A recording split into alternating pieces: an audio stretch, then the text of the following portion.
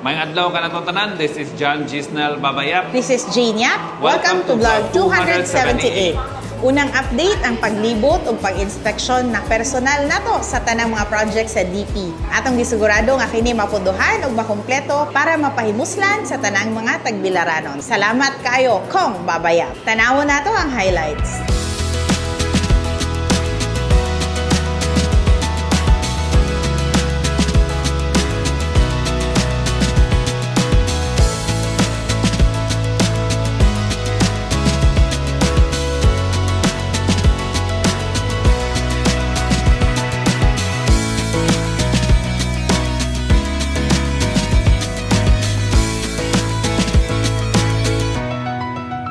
Nag-blessing ug nag-opening na pod sa atong bag-ong Tagbilaran City Legislative Building. Kani atong Legislative Building makapalig-on sa pagtinabangay sa Legislative ug Executive Branch of Government sa atong syudad sa Tagbilaran. Tanawon naton sa iporma, this is very unique, very Tagbilaranon ug mahimong bag-ong balay sa tanang mga Tagbilaranon.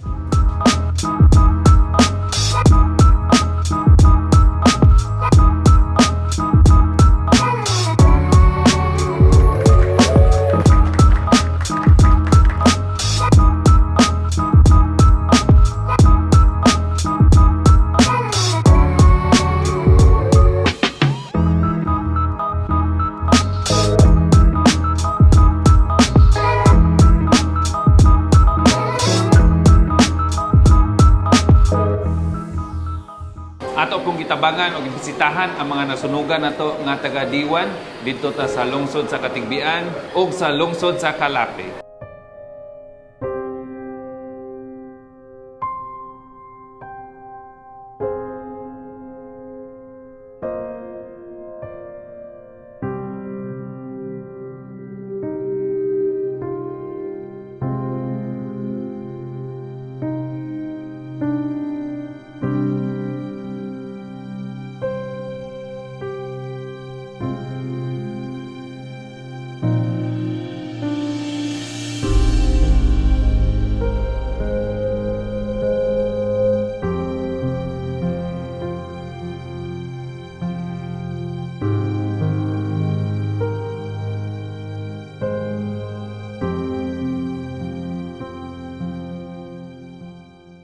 Niyatan po ta sa Provincial Women's Congress. Bibo kaayo po. Congratulations for a very successful event. Ug dito po ta sa Women's Month gyapon sa lungsod sa Calape.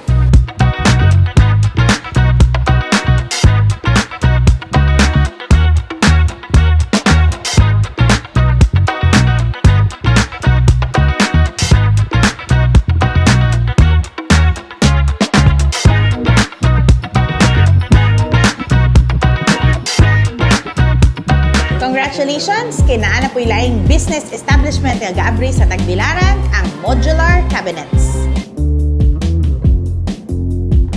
Gi-launch po nato ang Saulog Tagbilaran 2026. Kani atong pasalamat sa atong patron, Senyor San Jose.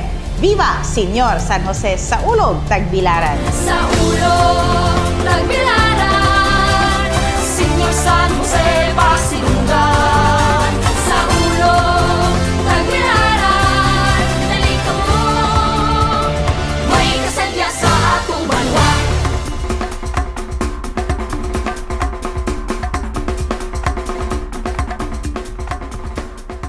Happy anniversary sa Tagbilaran City DepEd Division. Tagbilaran ragyod ang the only LGU sa Tibok Bohol ang gahatag og allowance sa tanan nga mga maestro ug maestra.